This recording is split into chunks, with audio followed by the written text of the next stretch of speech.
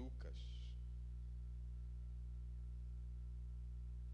capítulo 7.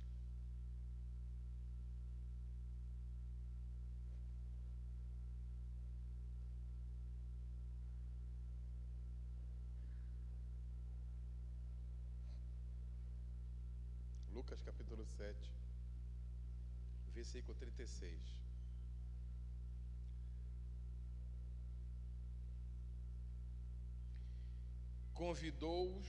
Convidou um dos fariseus para que fosse jantar com ele. Jesus, entrando na casa do fariseu, tomou lugar à mesa. E eis que uma mulher da cidade pecadora, sabendo que ele estava à mesa na casa do fariseu, levou um vaso de alabastro com unguento, e estando por detrás, aos seus pés, chorando, regava-os com suas lágrimas e enxugava com os próprios cabelos, e beijava-lhe os pés e os ungia com unguento. Ao ver isto, o fariseu que o convidara disse consigo mesmo: se este fora profeta, bem saberia quem e qual é a mulher que lhe tocou, porque é pecadora. Amém. Podeis sentar.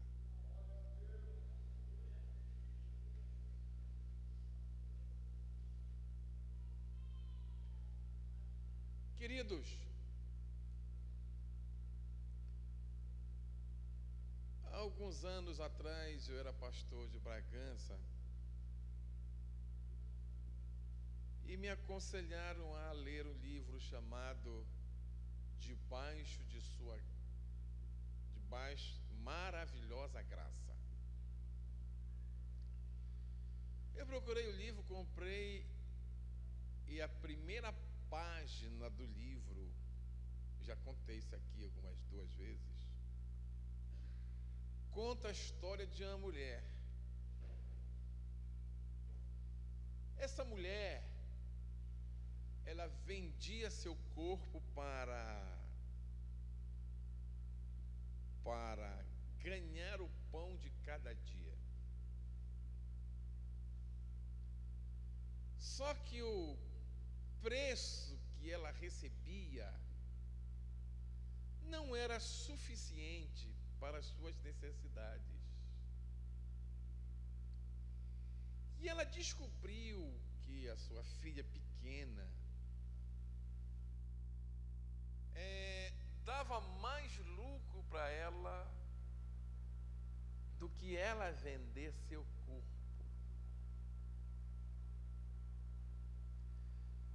E um dia alguém, tentando ajudar aquela mulher, disse para ela: procura uma igreja. Ela disse: eu? Procurar a igreja? Eu já me acho pecadora. Se eu for para uma igreja, aí é que eu vou virar pecadora mesmo, com os da igreja. Quando eu li essa história, uma história, eu estou resumindo aqui. Quando eu li essa história, me aguçou a vontade de ler o livro. E eu comecei a ler o livro, é um pouco grosso, e eu li o dia inteiro o livro. E quando foi 2 horas da madrugada, eu acabei de ler o livro. Eu dobrei meu joelho e orei profundamente a Cristo, chorando nos seus pés e olhando para mim mesmo. Hoje, pouco eu escrevo nas redes sociais. Quase nada. A não ser parabéns para um. Fora disso, poucas coisas falam nas redes sociais. Mas hoje, alguém me telefonou e dizendo: eu preciso falar com o senhor. Bom. E conversando com ele, fui para as redes sociais a pedido dele. E eu li algumas coisas que ele me indicara para ler. E eu sei que muita gente que está aqui leu as mesmas coisas que eu li hoje, sobre um referido pregador. E eu fiquei profundamente a meditar sobre algumas coisas. E conversando com uma outra pessoa a respeito do assunto, a pessoa disse assim para mim: apesar de nós sermos crentes, apesar de nós sermos fiéis a Deus, apesar de nós termos vindo do mundão, apesar de nós sermos fruto da bondade de Deus, da graça de Deus, mas nós não gostamos de olhar pela graça. A gente só olha pela lei. Quando essa pessoa me disse essa frase, a minha cabeça correu assim na Bíblia, assim, no Novo Testamento. E eu comecei a ver o posicionamento de Jesus em várias circunstâncias e situações. Como é que ele olha o pecador?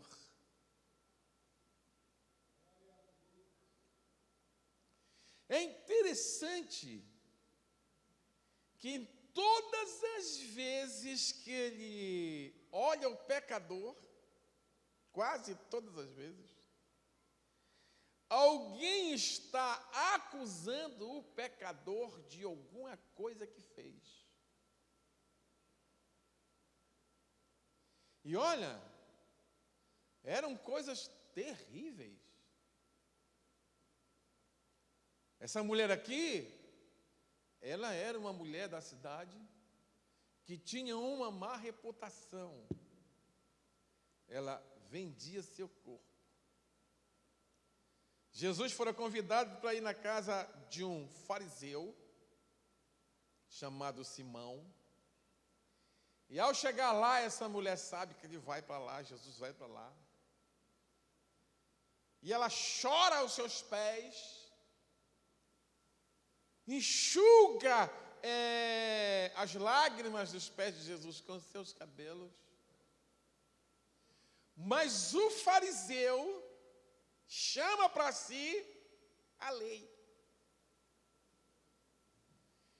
Ele olha aquela mulher humilhada nos pés de Jesus, chorando de arrependida, porque mais tarde vocês vão ver Jesus na casa dela. Ele olha para aquela mulher arrependidíssima e busca o quê? Os princípios da lei para encaixar aquele momento e criticar Jesus, que está olhando por um outro ângulo que ele não consegue ver. Que é, sabe o quê? A graça. Aleluia. Quando você olha a mulher lá do poço de Jacó, que já tinha tido vários maridos, e o que ela estava não era dela.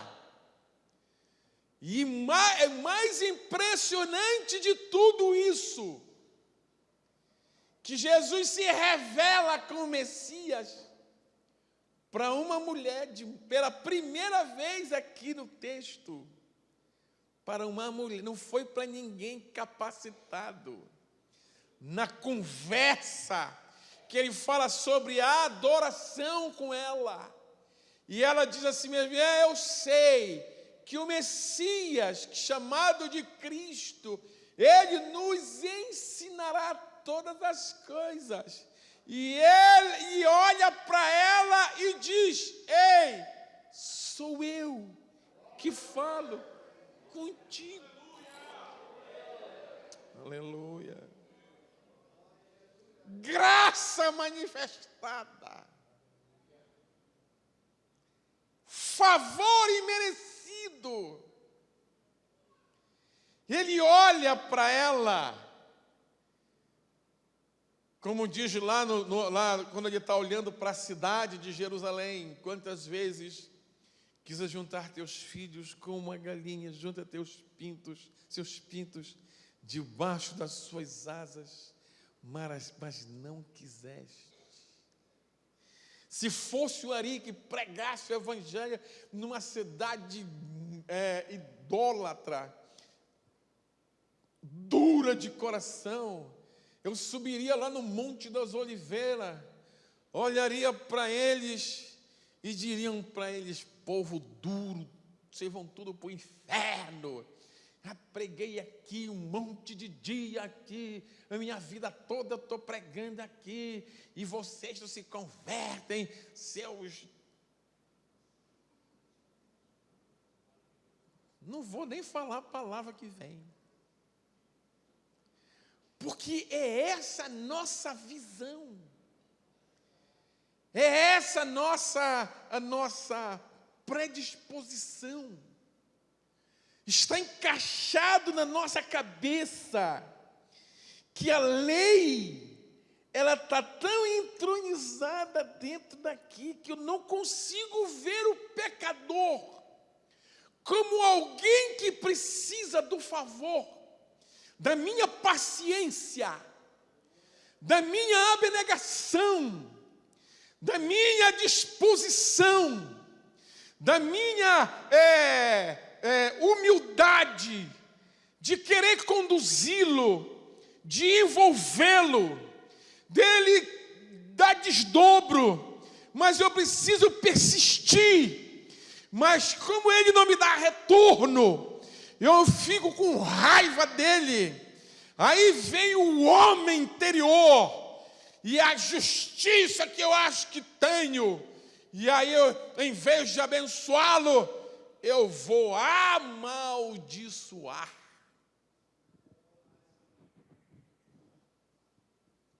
Quando Paulo, falando aos Gálatas, no capítulo 5, 6, ele diz assim, olhando como nós somos, ele diz assim: vós que sois espirituais, encaminhai aqueles que não são com espírito de mansidão.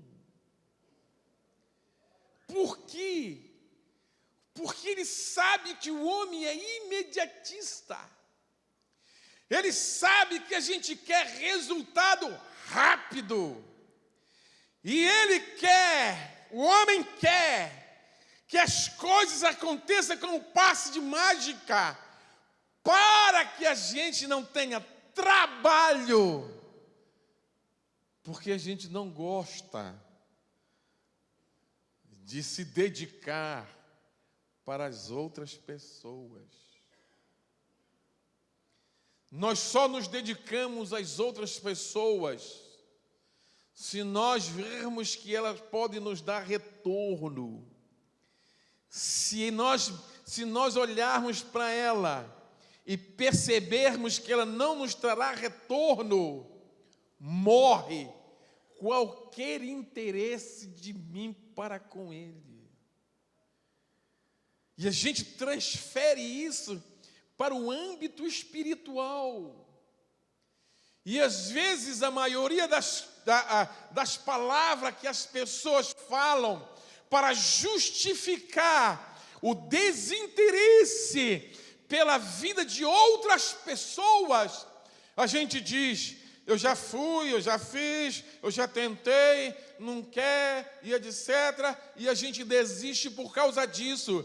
Porque a gente vai uma vez, vai 2 vezes, vai 3 vezes, e aí a gente não vê o retorno que a gente quer que tenha, e nós desistimos no meio do caminho pelaquela pessoa que amanhã seria um vaso de bênção na casa de Deus, mas por causa meus preconceitos e por causa da minha cabeça que é voltada única e exclusivamente para olhar o defeito das pessoas, o pecado das pessoas, e não sentir por elas amor, compaixão.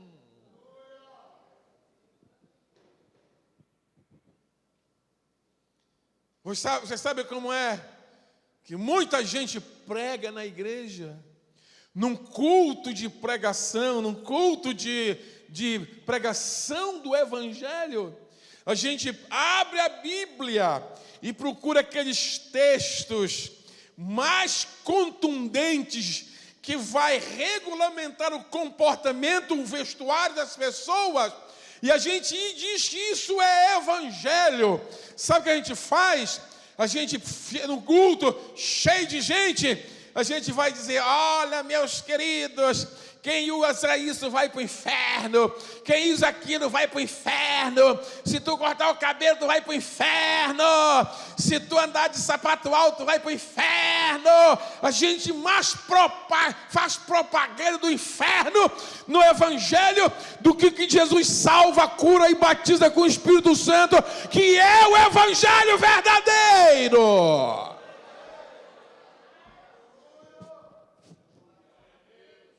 Porque está aqui dentro gravado: não pode, não pode, não pode, não pode, não pode, não pode, é pecado, é pecado, é pecado, isso é errado, isso é errado, isso é errado. E a gente vira religioso, em vez de a gente amar as pessoas, está entronizado, não na minha mente, não a capacidade que Deus tem na minha vida de falar para eles, e que o Espírito Santo vai convencer que a ele mudar de postura. Pelo contrário, eu me apresento como promotor, como acusador. Eu não estou me colocando como aquele que quer salvar, mas eu estou me colocando como aquele que quer aumentar a sentença. Essa é a minha posição. É pecado, tu vai para o inferno, tu não merece estar aqui nessa casa, tu não merece entrar nessa igreja, olha o teu comportamento, porque a Bíblia diz isso, tu és um desgraçado. Eu já vi gente dizer: tu és um desgraçado, tu não pode entrar na minha igreja. Que isso, querido irmão? Que evangelho é esse? Que graça é essa?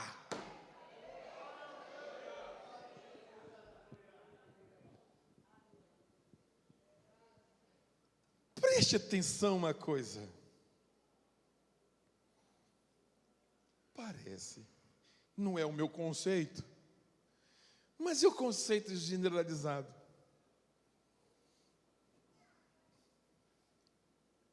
É o conceito generalizado que quanto mais espiritual o indivíduo é, menos graça ele tem. Pode prestar atenção. Que seria o contrário. Quanto mais espiritual o indivíduo ser, quanto mais graça ele tem. Por quê? Porque o homem mais espiritual, uma mulher mais espiritual, cai, sabe o quê? Para aquele que está errado: amor, afeto, carinho, ternura, abraço, chora junto, anda junto. As pessoas estão jogando pedra, mas você vai ser o guarda-chuva das pedras que atirarão nele, porque está dentro do seu coração a relação de intimidade, que é a santificação, que é a comunhão, a relação entre Cristo e você. E quando Ele está dentro de você, quando você realmente é santo, você abraça o pecador, você ama o pecador, você vai aborrecer o pecado, mas você vai amar o pecador, para que o que está dentro de você passe para ele com ternura, com amor e com graça.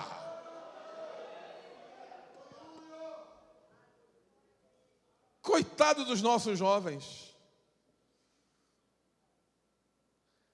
A ira da lei se levanta contra eles quando eles vão no lugar errado, quando eles se comportam de forma inadequada, quando eles, devido ao envolvimento da escola, ele vai para um lugar onde não deveria, onde o Espírito Santo de Deus não está, e que a gente sabe. Aí a primeira coisa que ele entra na igreja é a discriminação, é o olhar contestador e reprovador.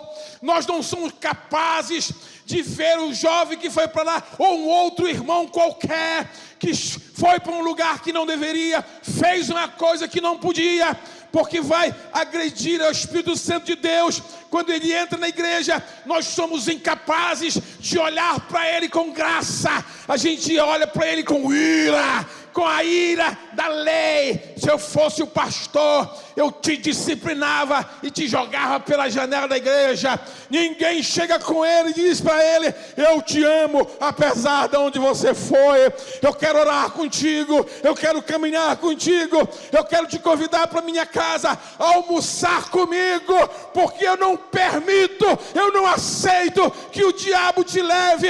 Eu te amo de todo o meu coração, eu quero chegar junto com você no céu.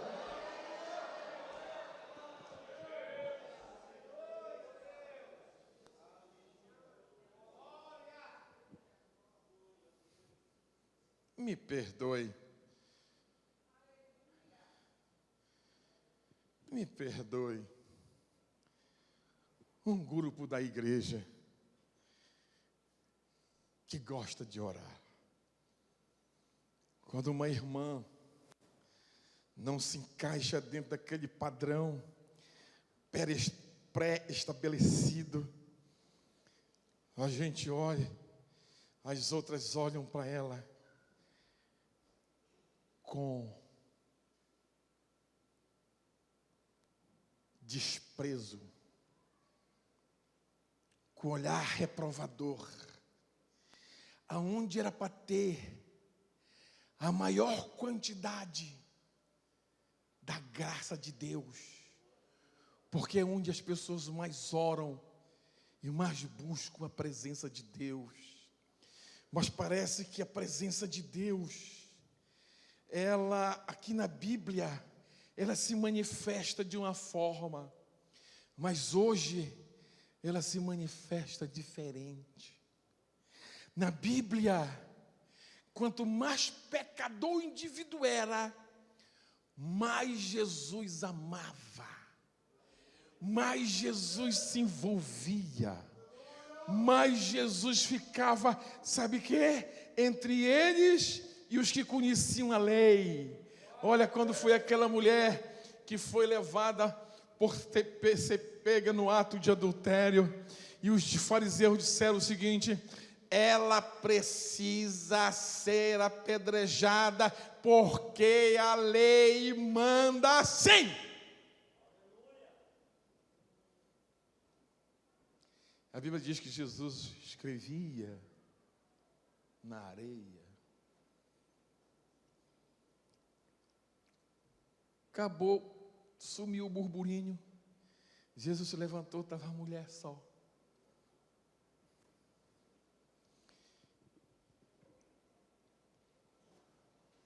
E Jesus disse: quem não tem pecado, seja o primeiro a tirar pedra. Todo mundo foi embora. Jesus termina o burburinho. Jesus levanta e olha para ela e diz o seguinte: cadê teus acusadores? Se fosse hoje, eu sou membro da Assembleia de Deus e pastor da Assembleia de Deus, eu fui criado nessa igreja.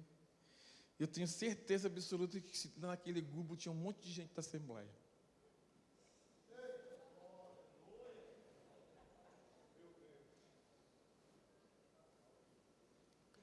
Tinha um monte de gente da Assembleia. Cadê teus acusadores? Nenhum, Senhor. Olha o que Jesus diz. Nem eu.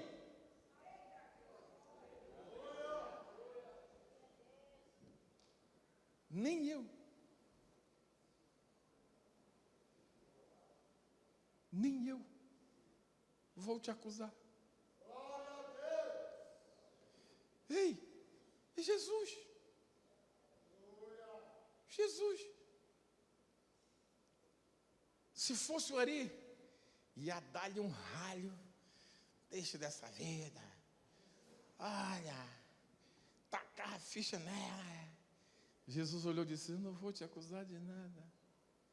Primeiro eu ia perguntar com quem foi.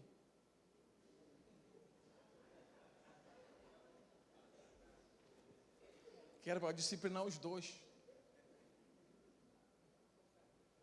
Jesus não perguntou nada. Sabe o que eu vejo? Transbordar da graça.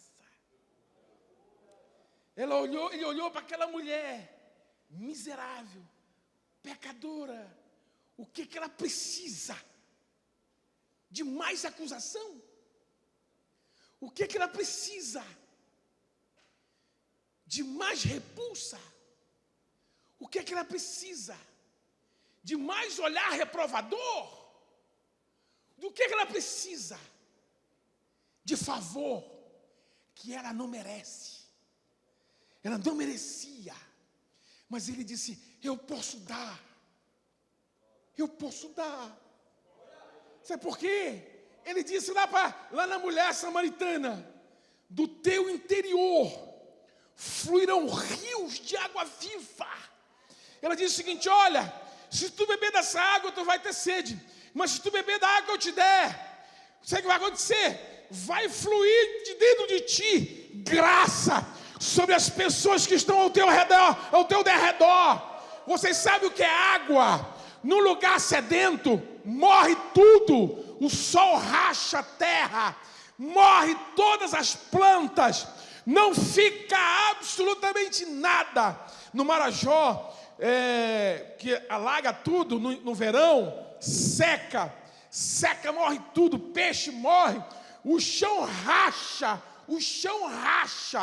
Onde é lago, fica todo rachado o chão, de tão seco que fica. Mas quando dá as primeiras chuvas, na primeira chuva do outro dia, 2 dias depois, você olha, está um tapete de relva, assim de 2 milímetros, aquilo fica verde. Sabe por quê? Porque caiu água. Você já pensou? Uma mulher destruída, acabada, vilipendiada, sofrida, olha para Jesus. Jesus olha para ela, uma terra seca, endurecida, morta. E o que é que ele diz? Tá bom dessa mulher sofrer. O que ela precisa? Ela precisa de graça, de carinho. O que ela precisa? De amor, de ternura na vida dela.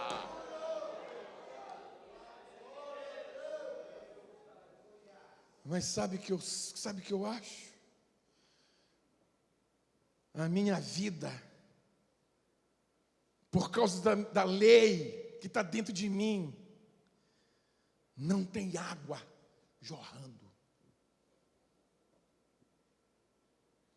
Quando não tem água jorrando, aí eu tomo, sabe quem? O papel do diabo. É ele que é o acusador.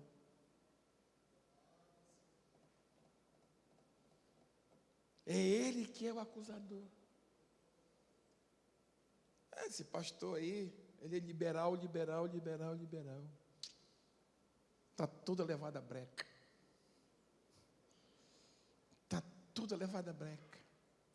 E o pior de tudo é que esses pastores novos que tem por aí são tudinho parecido com ele. Não era mais como aquele tempo antigo que a gente pegava a maçã não duvidar na cabeça do crente e jogava pela janela. Meu pai era pastor antigo. Meu pai era pastor duro na ministração.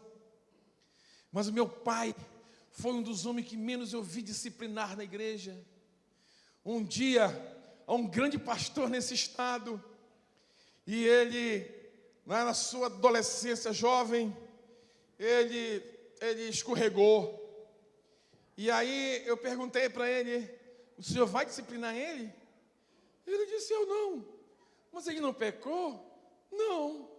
Ele olhou para mim e disse: eu jejuo, eu oro, eu busco, eu vou atrás, eu discipulo, eu envolvo, eu oro por ele, caminho com ele. Por causa que ele fez uma coisa desse tamaninho, eu vou jogar ele para o mundo? Pelo contrário, eu sou pastor. Se ele fraquejou, eu vou lá onde ele está, eu carrego no meu regaço, eu trago para minha casa, eu corrijo a ele, eu passo olhos na vida dele, que eu sei que amanhã ele vai produzir para o reino de Deus, e eu vou encontrar ele lá na glória.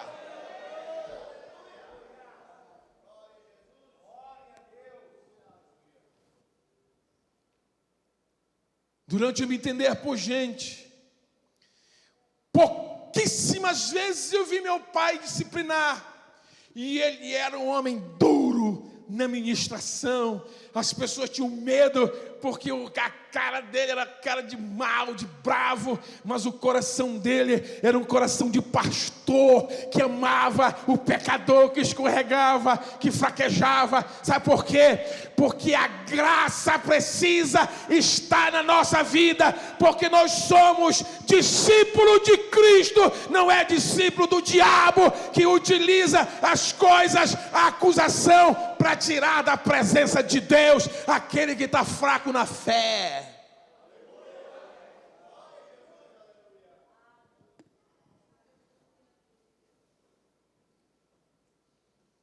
Queridos, é impressionante como nós gostamos de coisa podre.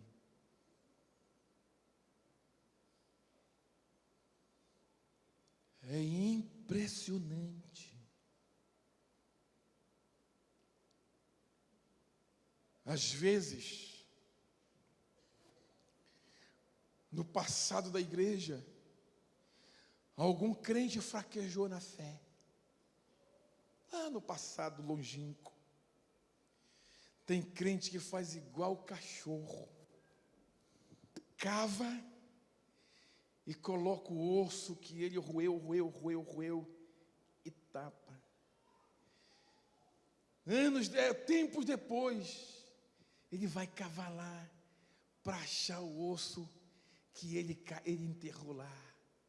Tem gente que é assim. Eles ficam na igreja, ele não pode ver ninguém crescer, ninguém ser chamado para o reino, para a obra, que ele vai no quintal, onde ele enterrou aquele osso antigo, cava,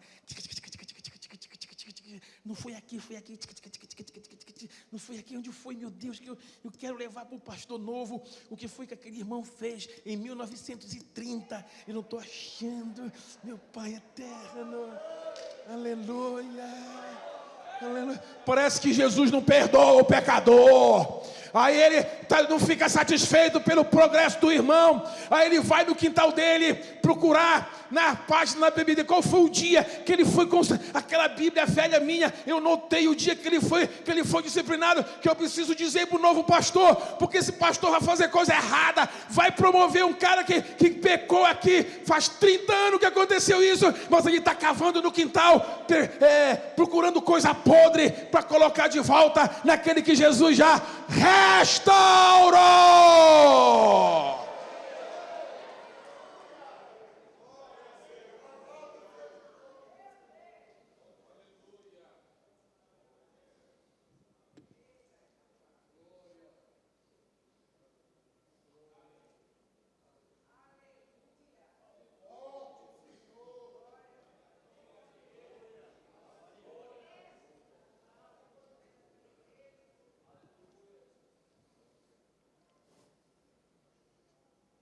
Jesus já perdoou, já se esqueceu, renovou. A família dele está crente, ele está alegre, feliz com Jesus. E eu no quintal cavando. O senhor lembra da ata daquele dia? Você lembra? Pai, tu te lembra daquele tempo, né? Assim, não, o Reis é mais novo. Deixa eu ver o mais velho. Jair, tu te lembra, Jair, daquele dia, sabe? Do pastor Cantanhede, que deu uma caçada. Você lembra daquele escândalo, assim? Não pode, Jair, não pode. Olha, o irmão, te levanta, Jair, fala alguma coisa, rapaz. Não deixa, meu pai. Tu é o mais antigo daqui desse lugar.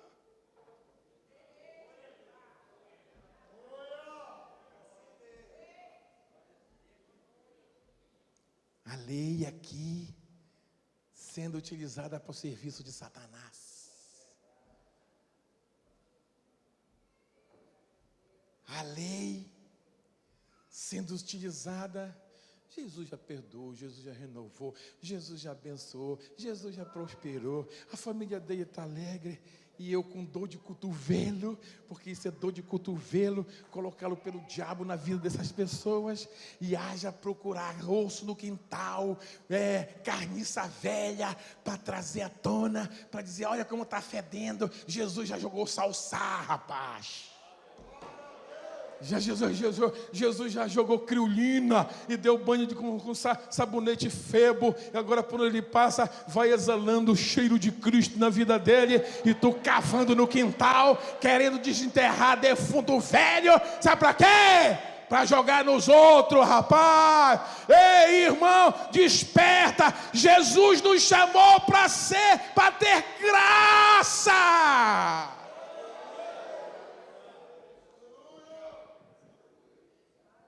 Bora ficar de pé no nome de Jesus.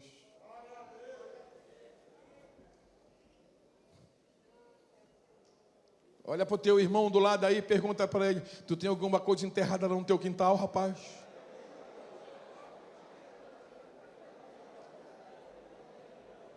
Diz para ele: joga concreto em cima, rapaz. Porque Jesus já restaurou a vida dele e essa tua carniça não serve para nada.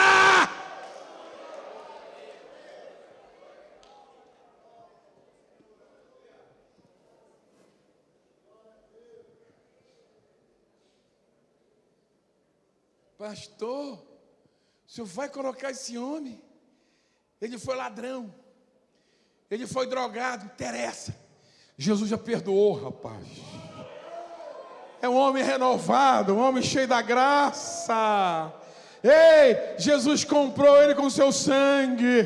Tem gente que só prega o errado e se esquece de falar que Jesus perdoa o errado. Tem gente que se esquece de pregar Jesus para pregar coisas.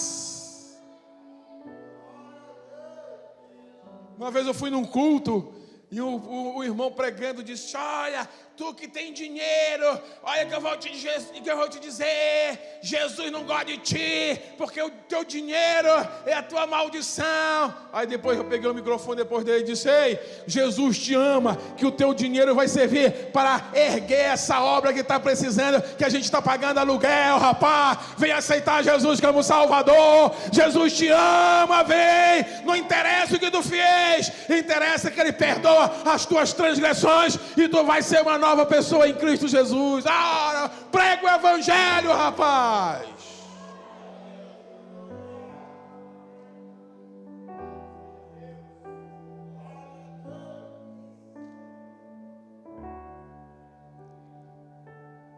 Tu sente graça pelo pecador que passa do fim da tua casa?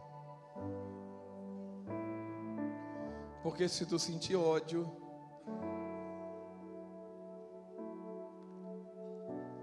se tu sentir repulsa por ele, aquele irmão que pecou, aquele irmão que escorregou, aquele irmão que fraquejou na fé, o que é que tu sente por ele?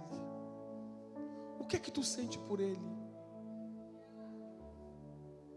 Aquele irmão que deu escândalo lá na tua congregação, aqui ele não pisa mais. Se ele entrar pelaquela porta, eu saio por outra. Sai mesmo. E te manda. Porque aqui é a casa que tem que estar cheia, inundada, saturada da graça.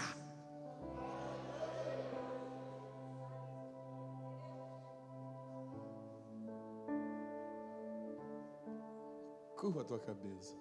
Não pensa em ninguém, pensa em ti.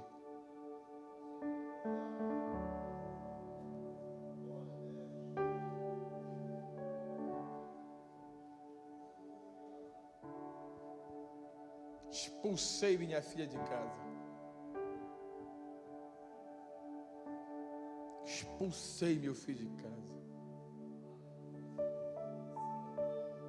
Aquele irmão da igreja não pisa mais na minha congregação. Se ele pisar, eu saio fora. Se aquele irmão subir no púlpito para pregar, eu saio da congregação, vou embora. Vai.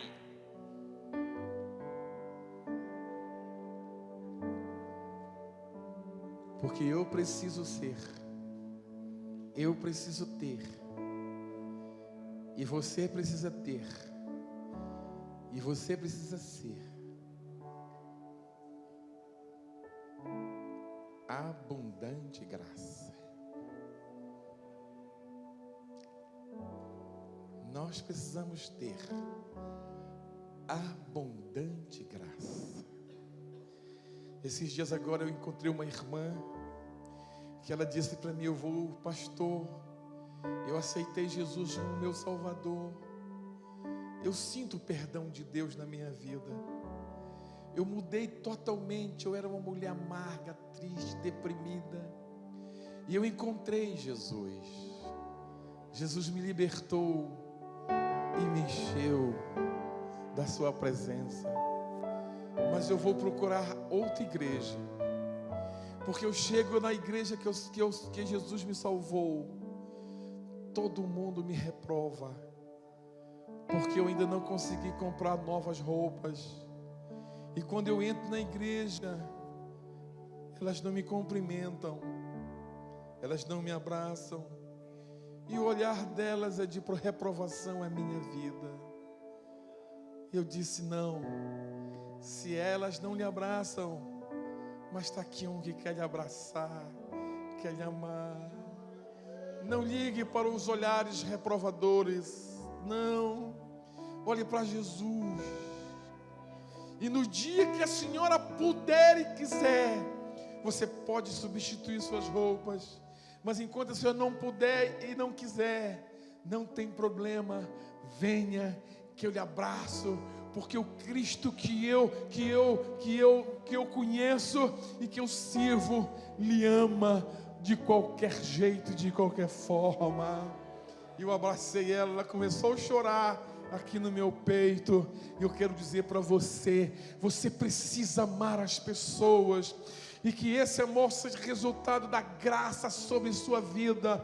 Ei, queridos, você precisa ser o reflexo de Cristo na sua igreja, na sua congregação, na sua rua, com a sua família, com as pessoas que lhe rodeiam. Você precisa ter abundante graça.